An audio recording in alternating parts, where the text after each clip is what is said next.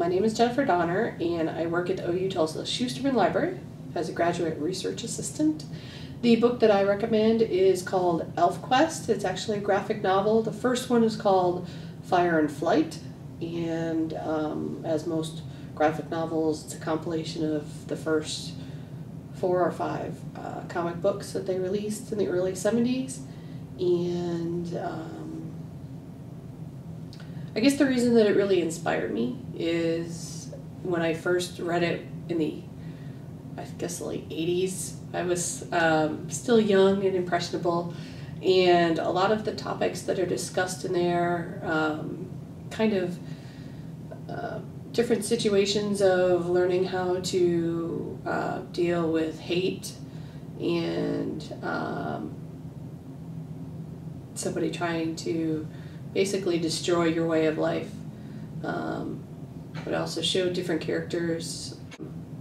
So there were couples, male, female couples, but there was also really close connections between 2 guys, and it was really kind of interesting to see that kind of life going on. It's definitely fantasy. It's got elves and trolls, and but it also led me to start writing my own stuff. First I started, I guess nowadays they call it fan fiction, and then I used their characters, and then I went on and wrote my own books, and someday I might try to get them published. But it really inspired me to be imaginative and kind of think outside the box a bit about life and relationships and be open-minded.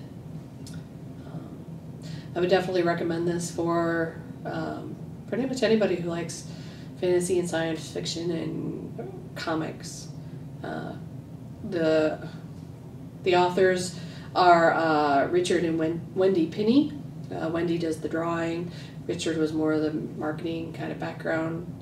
And throughout the 30-odd years that it's been published, you can see how Wendy's drawing has really improved. So give it a try.